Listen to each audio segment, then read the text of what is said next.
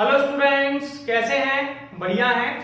मैं यार तिवारी तिवारी क्लास में आपका स्वागत करता हूं। आज हम लोग chapter second inverse trigonometric functions के सवाल समझेंगे और वो क्वेश्चन समझेंगे जो अभी एमपी बोर्ड के क्वेश्चन बैंक्स में आए हुए हैं। उन सारे क्वेश्चंस को सॉल्व करेंगे। एनसीईआरटी का कंप्लीट सॉल्यूशन हम लोगों ने डाल रखा है, जो कि आपको मेरे यूट्यूब चैनल तिवारी क्लास पर मिल जाएगा, आप वहां चेक कर सकते हैं। तो जितने भी क्वेश्चन बैंक के न्यूमेरिकल है वो आपको मैं समझाता हूं, और इसमें हमें वही न्यूमेरिकल कराएंगे कि जो रिड्यूस सिलेबस के साथ आए हुए हैं। ठीक है, तो सबसे पहले इस टॉपिक को समझने से पहले हमें थोड़ा डोमेन और रेंज को समझ लेना पड़ेगा। जैसे कि साइन इनवर्स एक्स और कॉस इनवर्स एक्स का डोमेन -1 से 1 होता है। सिंपल है। साइन इनवर्स एक्स और कॉस इनवर्स एक्स का डोमेन कितना होता है? -1 से 1 तक। तो पहला पॉइंट ये हो गया। इसके अलावा जितने बचे कोसेक इनवर्स एक्स और sec inverse x, tan inverse और कॉट इनवर्स एक्स, इन सब का डोमेन r होता है। r का मतलब होता है रियल नंबर। इसे हम लोग कह सकते हैं -∞ से +∞। लेकिन इसमें हम -1 से 1 तक की वैल्यू को नहीं ले सकते हैं। ठीक है, -1 और 1 के बीच में वैल्यू को नहीं लेते हैं कोसेक और इसमें। ठीक है, ये इतना इंपॉर्टेंट नहीं था, लेकिन तब भी ठीक है, हमें इसमें इंफॉर्मेशन हो गई। साइन और कोसेक का डोमेन, साइन इनवर्स और कोसेक इनवर्स का डोमेन -1 से 1 होता है। कोसेक, सेक, टेन और कॉट का ये आपका होता है रियल नंबर। क्या होता है? Real number. यानी कि आपका जो डोमेन है वो -∞ से +∞ होता है, और कोसेक और सेक में -1 और 1 के बीच में वैल्यू नहीं आती है। अब हम चलते हैं रेंज के पास। तो देखिए, रेंज में भी बहुत आसान है। मैंने इसको सबसे पहले पिछली बार जब आपको समझाया था तो बताया था दो फैमिलीज में लेते हैं, sine inverse x, tan inverse x और कोसेक इनवर्स एक्स। ठीक है, दूसरी तरफ था cos inverse x, cot inverse x और सेक इनवर्स एक्स। तो मैंने यहाँ पे आपको ट्रिक बताई थी कि इसे याद करने का सबसे बेस्ट ऑप्शन है कि साइन पापी होता है। बताया था साइन कैसा होता है? पापी। इसका मतलब है जो साइन की जो लिमिट है वो -π/2 से +π/2 होती है। कितनी होती है? -π/2 से +π/2।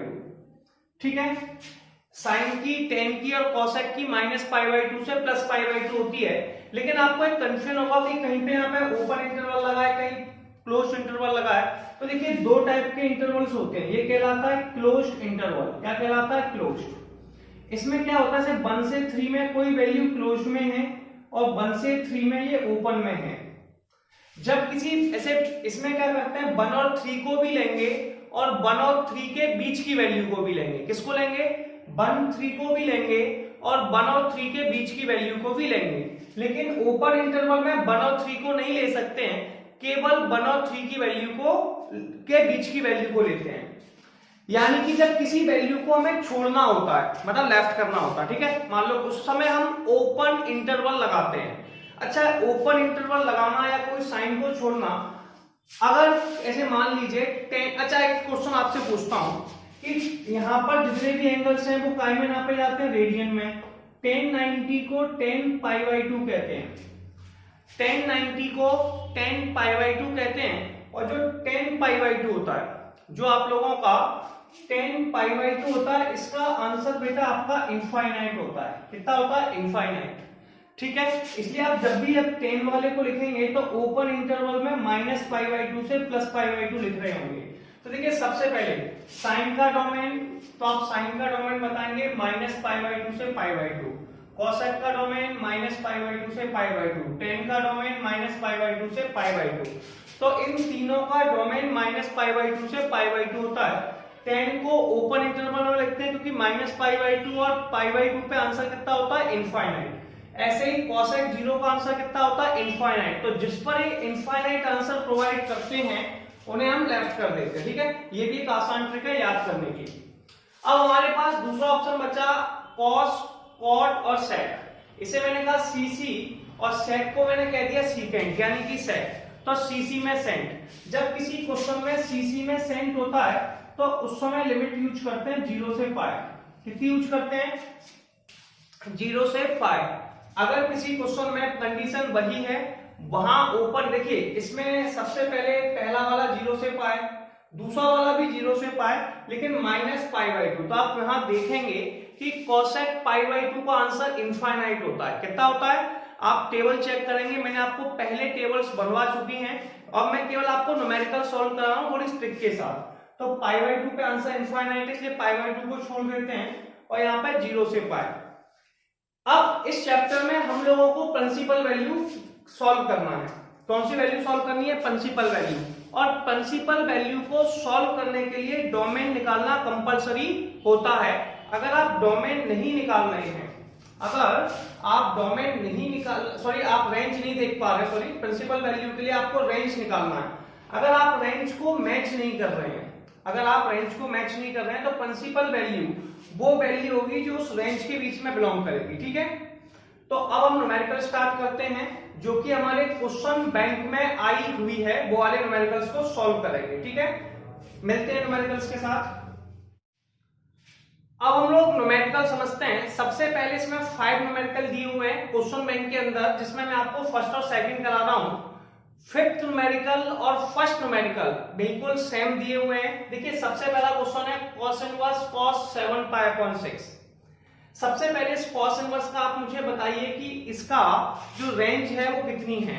इसकी रेंज होती है आपकी 0 से पाई। कितनी होती है? 0 से पाई। और हम सब जानते हैं कि cos से cos को काट सकते हैं, लेकिन कंडीशन यह है कि ये तभी पॉसिबल है, काटते नहीं है। इसे कहते हैं property of inverse trigonometric function. लेकिन इसके लिए कंडीशन कंपलसरी होती है कि 0 से पाई होना चाहिए। 6 से अगर 7 का डिवाइड देंगे तो 1 से ज्यादा आने वाला है, जो 0 से पाई के बीच में नहीं आता है। तो अब ये रेंज में नहीं है। तो देखिए, कभी भी कोई दो लोग मिल रहे हैं, ध्यान दीजिए, अगर cos इनवर्स से cos मिल रहा है तो उसके लिए कंडीशन ये होती है कि दोनों सेम होने चाहिए। तो हम इसे 6 लिखा हुआ है, तो 6 को हम दो तरीकों से सॉल्व कर सकते हैं। पहला तरीका क्या है कि इसे इस तरीके से कन्वर्ट करते हैं कि 6 का डिवाइड चला जाए। ठीक है, तो 6 का डिवाइड एक तो 6 में जाता है, एक 12 में जाता है, तो हम दोनों लिख सकते हैं कोई भी वैल्यू। क्योंकि ये 1 मार्कर क्वेश्चन है तो आप डायरेक्ट भी कर सकते हैं शॉर्ट ट्रिक के साथ। ठीक है, लेकिन मैं आपको सॉल्व करा रहा हूं तो मुझे थोड़ा सा आपको समझाना पड़ेगा। तो देखिए, सबसे पहले मैंने इसको लिखा cos इनवर्स। 6 का डिवाइड दो वैल्यू में जाता है, तो एक जाता है 12 पाई माइनस के 5 पाई अपॉन में 6। ठीक है, अब 6 का डिवाइड हम दोनों वैल्यू में देंगे। सबसे पहले हम किस में देंगे 6 का डिवाइड? 6 का डिवाइड सबसे पहले देंगे 6 का 12 में, तो 6 पाई अपॉन में 6 माइनस के 5 पाई अपॉन में 6। 6 का डिवाइड जब इसमें देंगे तो ये हो जाएगा cos inverse cos 2 pi minus के 5 पाई अपॉन में 6। अब हम यहाँ एक प्रॉपर्टी लगाएंगे। हम सबने पढ़ा है cos 2 पाई माइनस के थीटा। अब मैंने आपको एक कॉन्सेप्ट पढ़ाया था क्वाड्रेंट फिगर वाला, फर्स्ट इंटू सेकंड। तो देखिए, 2 पाई माइनस के थीटा फोर्थ क्वाड्रेंट में होता है। फोर्थ क्वाड्रेंट में cos कैसा होता है? पॉजिटिव। अब पाई और 2 पाई के साथ हम लोग क्या करते थे? No change. तो ये आ जाएगा cos थीटा। तो cos 2 पाई माइनस के 5 पाई बाई 6, तो ये हो जाएगा बेटा cos 5 पाई बाई 6। कितना हो जाएगा? 5 पाई बाई 6। मैंने प्रॉपर्टी लिखाई थी cos inverse cos theta equal to theta. इसे कहते हैं इनवर्स ट्रिग्नोमेट्रिक की कंडीशन। इसका इंटरवल 0 से पाई होता है। तो अब ये 0 से पाई के बीच में है, क्योंकि ये वैल्यू 1 से कम है। डिवाइड देने पर cos से cos कैंसिल आउट हो गया, आंसर आ गया 5 पाई अपॉन 6। तो 1 मार्क्स का क्वेश्चन था और ये हमने सॉल्व कर लिया। ठीक है, मैंने आपको कंप्लीटली सॉल्व करवाया है, जिससे कि आप 1 मार्क्स और 4 मार्क्स में करने वाले हैं। इसमें सारे न्यूमेरिकल प्रिंसिपल वैल्यू में दिए, 1 मार्क्स में भी दिया, 4 मार्क्स में भी दिए। इसके बाद हम लोग आगे चलेंगे। दूसरा न्यूमेरिकल है साइन। अब देखिए, सबसे पहले यहाँ पर लिखा हुआ है साइन इनवर्स माइनस। तो मैंने आपको एक सिंपल सी प्रॉपर्टी समझाई थी। मैंने आपको बताया था साइन इनवर्स माइनस के x इक्वल टू माइनस के साइन इनवर्स x। क्योंकि 1 मार्क्स का क्वेश्चन है, डायरेक्ट सॉल्व करते हैं। तो साइन इनवर्स माइनस के x इक्वल टू माइनस के साइन इनवर्स x। ठीक है, बताया था मैंने आपको। मैंने बताया था साइन में सारी वैल्यू जो होते हैं उनमें से माइनस का साइन बाहर निकल आता है, लेकिन कुछ फॉर्मूले हैं जिन्हें मैंने अभी तुम्हें समझाया था, जिनकी रेंज जैसे कि cos इनवर्स माइनस x, इसमें से भी बाहर आता है cos इनवर्स माइनस x, लेकिन इसमें पाई लगा देते हैं। तो मैंने इस फॉर्मूलों में आपको समझाया था कि वो फॉर्मूले जिसमें cc में सेंट लगता है, क्या लगता है? सी मतलब कॉस, सी मतलब कॉट। ऐसे फॉर्मूलों में हम लोग क्या यूज करते हैं, पाई पाई का यूज करते हैं। ठीक है, तो इन फॉर्मूलों में हम पाई लगा देते हैं, बाकी किसी फॉर्मूले में माइनस का साइन बाहर आ जाता है। तो ये माइनस का साइन बाहर आ गया, आंसर आ गया साइन पाई/3 प्लस के साइन इनवर्स 1/2। सबसे पहले 1/2 के पास जाएंगे, किसके पास जाएंगे, 1/2 के पास। चलिए सबसे पहले 1/2 के पास पहुंचे। ये साइन इनवर्स जो है ये 1/2 से बार बार एक वर्ड बोल रहा है, एक बात कह रहा है, बताइए क्या कह रहा होगा। मैं आपको अपने पहले जब आपने मेरे बैचेस पढ़े थे तो मैं आपको सब बता चुका हूं कि साइन को साइन पसंद है, साइन को साइन पसंद है, इसलिए साइन इनवर्स 1/2 से बार बार कह रहा है कि तुम साइन बन जाओ। क्या बन जाओ, साइन। तो 1/2 को हम साइन में लिखेंगे जो होता है हमारा साइन 30। अब हम यहाँ पे जितने भी वैल्यू लिखते हैं वो रेडियन में लिखते हैं, तो साइन 30 को हम कहते हैं साइन पाई/6। क्लियर है, तो हम यहाँ लिखेंगे साइन पाई/3 प्लस के साइन इनवर्स साइन पाई/6। क्लियर है, साइन से साइन कट गया, कटता नहीं है, इसे कहते हैं property of inverse trigonometric function. सबको पता है ये थीटा के बराबर होता है, तो ये आ गया साइन पाई/3 प्लस के पाई/6। वैसे हम जानते हैं पाई/3 को 60 कहते हैं, पाई/6 को 30 कहते हैं, 60 प्लस 30 90 होता है। ठीक है, तो हम 90 को पाई/2 कहते हैं, डायरेक्ट भी लिख सकते हैं। दूसरा कॉन्सेप्ट हमारे पास ये है कि दूध में कैल्शियम और मैथ्स में एलसीएम, तो हम एलसीएम लेके भी सॉल्व कर सकते हैं। तो हम इसे लिखेंगे साइन इनवर्स, इनका एलसीएम लिया 6 आ गया, 3 का 2 में 2 पाई प्लस के पाई, तो ये हो जाएगा साइन 3 पाई अपॉन में 6 साइन पाई/2। साइन पाई/2 की वैल्यू 1 होती है, कितनी होती है, 1 होती है। तो इस तरीके से हमारा न्यूमेरिकल सॉल्व हो गया, तो क्वेश्चन नंबर 2 भी कंप्लीट हो गया। अब हम लोग नेक्स्ट क्वेश्चन को देखेंगे कि नेक्स्ट क्वेश्चन क्या लिखा हुआ है। If sine inverse x equal to y, यदि साइन इनवर्स x किसके बराबर है, बाय के बराबर है।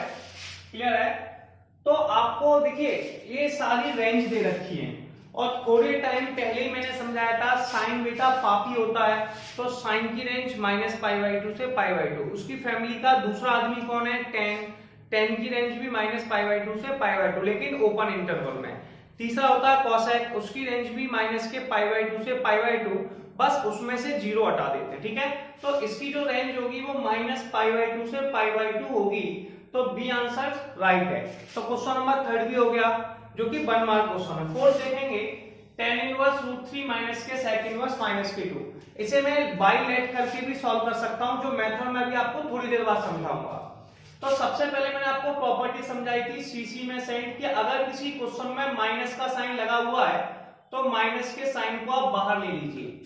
लेकिन कुछ इनमें कुछ फॉर्मूले होते हैं जिनमें पाई का यूज होता है। क्या यूज होता है, पाई का। ये मैं आपको पहले प्रॉपर्टीज में समझा चुका हूं। तो पाई का कहां यूज होता है वो हमने बताया था सीसी में सेंट। तो ये सेंट वाला है, मतलब सीकेंट है, सेक है, तो इसमें पाई लग जाएगा। तो सबसे पहले हमने इसको लिखा tan इनवर्स √3, ठीक है, माइनस पाई माइनस के sec इनवर्स 2। अब देखिए tan इनवर्स जो है वो √3 से कहेगा तू tan बन जा, ठीक है, sec इनवर्स 2 से कहेगा तू sec बन जा। तो आप बताएंगे √3 tan में किसकी वैल्यू होती है, √3 tan में होती है आपकी tan 60 की, इसे tan पाई/3 कहते हैं। ठीक है, अब 2 जो होता है वो होता है sec, इसका होता है sec में, sec 60 का। अगर आपको नहीं पता है तो 2 का उल्टा कर लीजिए, 1/2, 1/2 होता है cos 60 का, इसलिए 2 होता है sec 60 का। ठीक है, तो इसको कहते हैं sec पाई/3, तो इसे भी कहते हैं sec पाई/3। ठीक है, ये आपको वैल्यू याद होनी चाहिए, ये 10th वाली है, सबको याद है, सबको पता है। अब सबसे पहले आप लिखेंगे tan इनवर्स, √3 की जगह लिख देंगे tan पाई/3 minus pi minus sec inverse sec पाई/3। देखिए बेटा 10 से 10 कट गया, कितना बचा, पाई/3 माइनस पाई, sec से sec कट गया, कितना बचा, पाई/3। किसी ने कहा था दूध में कैल्शियम और मैथ्स में एल्शियम, तो जो ब्रैकेट वाला है इसका एल्शियम ले लीजिए, आ जाएगा पाई/3 माइनस के 3 साइड गया तो 2 पाई/3, नीचे का बेस सेम है तो ऊपर की वैल्यू को डायरेक्ट घटा देंगे तो माइनस के π/3 आ गया। तो क्वेश्चन नंबर 4 का आंसर हो गया माइनस के π/3। क्वेश्चन नंबर 5 और फर्स्ट बिल्कुल एक जैसे थे, इसलिए क्वेश्चन नंबर फर्स्ट को जब आप देखेंगे तो आपका 5 सॉल्व हो जाएगा। ये आपके सारे 1 मार्कर क्वेश्चन हो गए। अब हम 4 मार्क्स के न्यूमेरिकल्स को सॉल्व करेंगे। पहले आपको इनका स्क्रीनशॉट लेना होगा, ठीक है, जल्दी से स्क्रीनशॉट लीजिए। हम लोग 1 मार्क के क्वेश्चन सॉल्व कर चुके हैं, इसके बाद हमें 4 मार्कर क्वेश्चन दिए हुए हैं। तो पहले हम समझेंगे कि 4 मार्कर क्वेश्चन को कैसे सॉल्व करना है। इस पूरी एक्सरसाइज में एक बात बहुत कॉमन है, वो बात ये है कि यहाँ पर सारे क्वेश्चन में आप लोगों को प्रिंसिपल वैल्यू यानी कि मुख्य मान ज्ञात करना है। अगर मैं क्वेश्चन में लिख के देता हूं तब भी प्रिंसिपल वैल्यू निकालनी है, नहीं देता हूं तब भी निकालनी है। तो क्वेश्चन लिखा हुआ है find the principal value of, ठीक है, या फिर क्या मुख्य मान ज्ञात कीजिए। तो प्रिंसिपल वैल्यू निकालनी है। देखिए 4 मार्क्स में करने के लिए आप डायरेक्ट भी कर सकते थे, लेकिन थोड़ा सा बड़ा करके लेट करके मैं सेकंड मेथड बताता हूं कैसे करते हैं। सबसे पहले अपने पास क्वेश्चन लिखा हुआ है, जो भी क्वेश्चन लिखा है उसे बाई बराबर मान लीजिए। तो बाई बराबर साइन इनवर्स 1/√2। बस एक बात याद रखिए इसमें कि साइन, टेन और कोसेक, मैंने बताया था ये तीनों एक ही फैमिली में है। कौन कौन है भैया? साइन इनवर्स एक्स, इन सब की sign inverse x, tan inverse x और कोसेक इनवर्स एक्स, इनकी जो आपको रेंज रखनी है, मतलब जो आंसर लाना है प्रिंसिपल वैल्यू का, वो -π/2 से π/2 पे लाना है, ठीक है। बस फर्क इतना सा है कि उन पॉइंट्स को नहीं लेते जहां पर आंसर इनफाइनाइट आ रहा है। इसके बाद कॉस, कॉट और सेक, कॉस, कॉट और सेक, इसे हम कहते हैं सीसी में सेंट। क्या कहते हैं? सीसी में सेंट। इनका आंसर 0 से पाई के बीच में आना चाहिए। जो भी क्वेश्चन आपको दे रखा है सबसे पहले उसे बाइलेट कर लीजिए, या तो दोनों तरफ साइन ले लीजिए, ठीक है, या फिर कई लोग ऐसे भी डिफाइन कर देते हैं कि साइन इस साइड आ गया, तो आप इसे ऐसे भी कह सकते हैं साइन वाई बराबर में 1/√2। आपके लिए बेटर ऑप्शन है समझने के लिए। अब देखिए यहाँ पे वैल्यू काय में लिखिए साइन में, वैल्यू काय में लिखिए साइन में।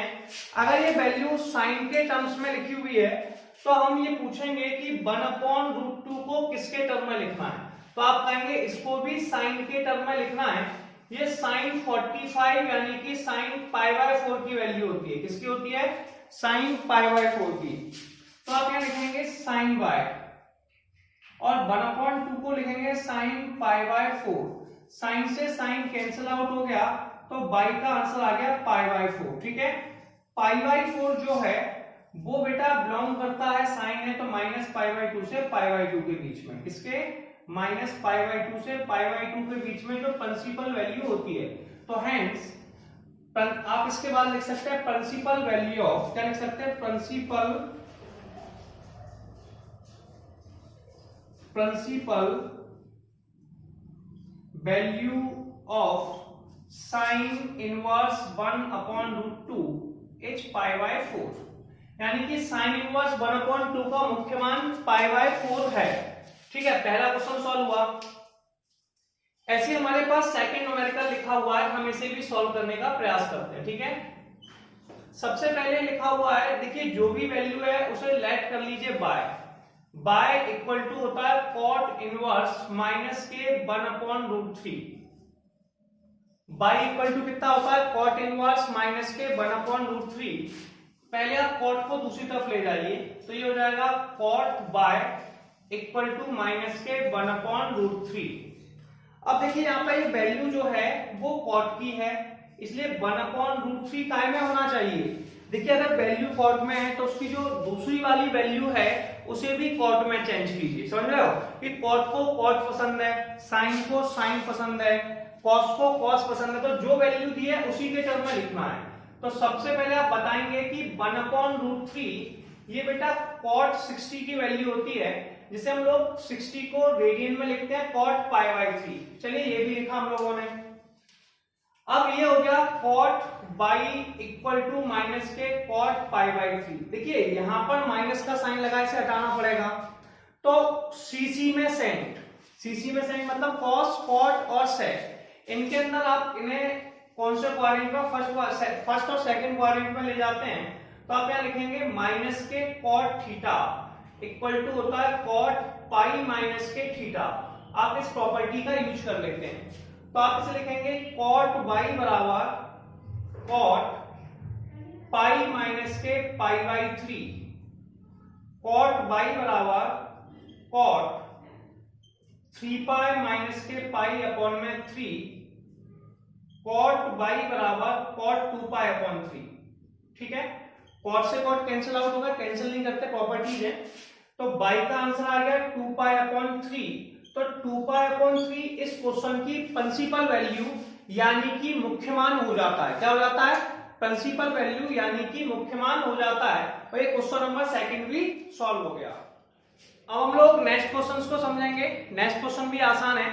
देखिए, मैंने आपको पहले ही ये वर्ड क्लियर कर चुका हूं कि इन सारे क्वेश्चन में आपके पास एक सिंपल सा वर्ड लिखा है, फाइंड द प्रिंसिपल वैल्यू, यानी कि मुख्य मान ज्ञात कीजिए। तो सब में मुख्य मान ज्ञात करना है। मैंने आपको भी सब क्वेश्चन में एक सिंपल सी टेक्निक बताई कि आप लेट कर लीजिए कि ये y के बराबर है, y equal to tan inverse minus के 1।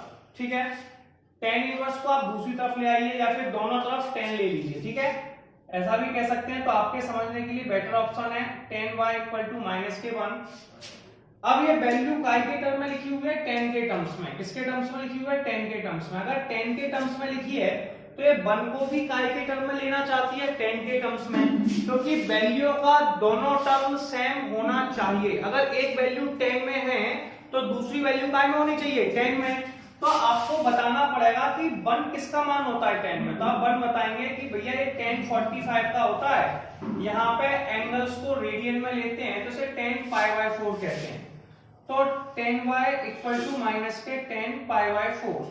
अब tan की प्रॉब्लम क्या है? tan का जो आपका रेंज होता है वो माइनस पाई बाय 2 से पाई बाय 2 होता है ओपन इंटरवल में, यानी कि आंसर माइनस पाई बाय 2 से पाई बाय 2 के बीच में आ सकता है। ठीक है, अब यहां पर आप सिंपल सी लिखे सीसी में सेंट, उनमें तो पाई वाले फॉर्मूले यूज कर लीजिए और बाकी फॉर्मूलों में डायरेक्ट लगा दीजिए। कैसे? tan माइनस के थीटा इक्वल टू माइनस के tan थीटा, मतलब tan में माइनस अंदर चला जाता है। क्लियर है? ये प्रॉपर्टी है, हमने 11th में पढ़ रखी है। तो tan y बराबर हो जाएगा tan माइनस के पाई बाय 4। कितना? tan माइनस के पाई बाय 4, क्योंकि tan नेगेटिव एंगल ले लेता है। तो tan से tan कट गया, y का आंसर आ गया माइनस के पाई बाय 4, जिसे 45 कहते हैं। तो हम यहाँ पे कह देंगे the principal value of tan inverse minus 1 is minus के पाई बाय 4। और ये क्वेश्चन नंबर 3 हमारा सॉल्व हो गया। ऐसे हम लोग क्वेश्चन नंबर 4 को सॉल्व करेंगे। आसानी है। सबसे पहले जो भी क्वेश्चन दिया है उसे बाय लेट कर लीजिए। क्या लेट कर लीजिए? लेट कि जो वैल्यू है वो बाई है, बाई कॉस इनवर्स √3 अपॉन में 2। इसे क्या कहेंगे? Y equal to cos inverse √3 upon 2। पहला वर्ड क्लियर हुआ। अब बेटा कॉस को दूसरी तरफ ले गए, cos y equal to √3 upon में 2। अब सुनिए, सबसे पहले √3 अपॉन में 2 जो होता है, आपको ये बताना होगा ये किसकी वैल्यू होती है। अब ये आपके लिए इंपॉर्टेंट पॉइंट है कि √3 अपॉन 2 आप लोगों की किसकी वैल्यू होती है। तो आपको पता है किसकी वैल्यू होती है। तो आप सभी जानते हैं भैया यार ये cos 30 की वैल्यू होती है। एंगल हम रेडियन में लेते हैं जिसे हम cos पाई बाय 6 कहते हैं। ठीक है, क्योंकि अगर ये वैल्यू cos में लिखी है तो √3 अपॉन 2 को किस में लिखना होगा? cos में। किस में लिखना होगा? cos में। तो सबसे पहले आप लिखेंगे cos पाई बाय 6। cos से cos कट गया, या फिर आप कह सकते हो कि प्रॉपर्टी, ठीक है, कटता तो नहीं है। तो ये बाई का आंसर आ गया पाई बाय 6।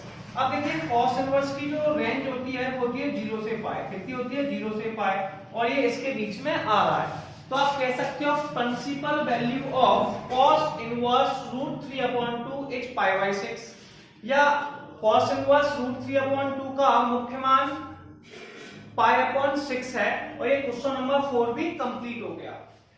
चलिए अब हम लोग नेक्स्ट क्वेश्चन को देखते हैं कि अगला क्वेश्चन क्या लिखा हुआ है। सबसे पहला क्वेश्चन है cosec इनवर्स 2। कितना लिखा हुआ है? cosec inverse 2।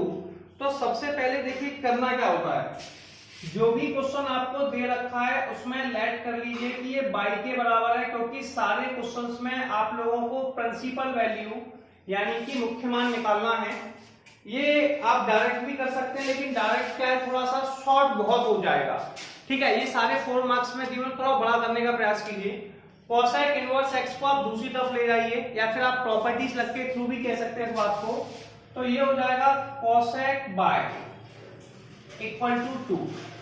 अब ये कोसेक बाय जो है वो 2 को एक बात समझाना होगा कि भैया कोसेक बन जा, तो 2 कोसेक में किसकी वैल्यू होती है। चलिए बहुत से लोगों को याद होगी, बहुत से लोगों को याद नहीं होगी, चलिए कोई बात नहीं है, हम 2 को जस्ट रेसिप्रोकल कर लेते हैं, तो 1/2 हो गया। उल्टा कर लेते हैं, 1/2 बेटा sin 30 की वैल्यू होती है, जिसे रेडियन एंगल में sin π/6 कहते हैं। कितना कहते हैं? sin π/6। तो ये हो गया बेटा कितना? cosec 30। कितना हो गया? cosec 30 यानी कि cosec π/6। ये दोनों काम हो गए। तो सबसे पहले लिखेंगे cosec y equal to cosec π/6। ठीक है, cosec से cosec कट गए आपकी लैंग्वेज में। ठीक है, जब इसे ऐसे कहेंगे तो बाई का आंसर आ गया π/6, और cosec के इंटरवल जो होता है वो कितना होता है? -π/2 से π/2। जो इसकी रेंज होती है, इसमें से 0 को हटा देते हैं। किसको हटा देते हैं? -0। तो 0 तो है ही नहीं है, इसलिए इसका जो प्रिंसिपल वैल्यू है cosec इनवर्स 2 का वो π/6 है। ठीक है, यानी कि cosec इनवर्स 2 का मुख्य मान कितना है? π/6।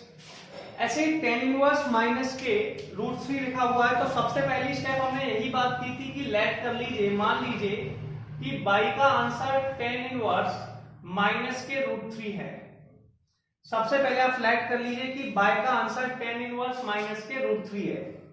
चलिए हमने सबसे पहले इसे लेट कर लिया। इसे लेट करने के बाद हम सेकंड टारगेट पे चलते हैं। वो सेकंड टारगेट क्या है उस पर थोड़ा सा बात कर लेते हैं। Y equal to tan inverse minus के √3।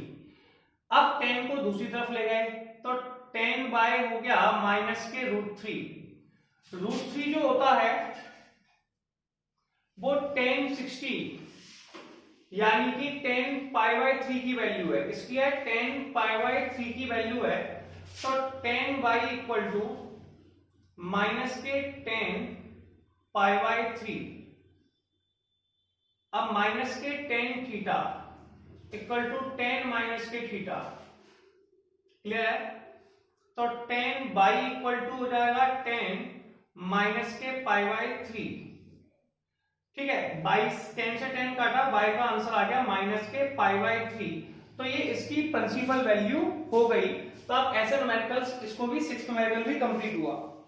अब हम लोग नेक्स्ट क्वेश्चन देखेंगे कि अगला क्वेश्चन क्या लिखा हुआ है। तो देखिए सबसे पहले क्वेश्चन दिया हुआ है let y equal to sec inverse 2/√3। ठीक है, सबसे पहले sec को दूसरी तरफ ले गए। जैसे ही sec को दूसरी तरफ ले गए, sec बाय बराबर में 2/√3। अब आपको एक वर्ड बताना होगा कि 2/√3 या फिर √3/2। √3/2 किसका आंसर होता है?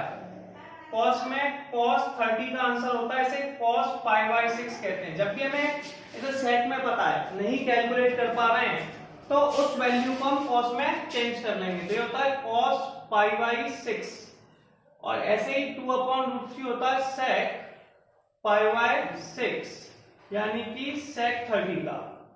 ठीक है, तो इसे हम लोग लिख देंगे sec y equal to sec π/6। sec से sec कट गया, y इक्वल टू π/6, और ये आपकी आ गई प्रिंसिपल वैल्यू। ठीक है, अब यहां पर अगर करना है तो आप दो कॉन्सेप्ट ले लें, या तो आप डायरेक्ट सॉल्व कर दें कि cos को cos पसंद है, या फिर से by1 मान लें, से by2 मान लें। मान लीजिए by1 मान लिया, by1 equal to cos inverse 1/2।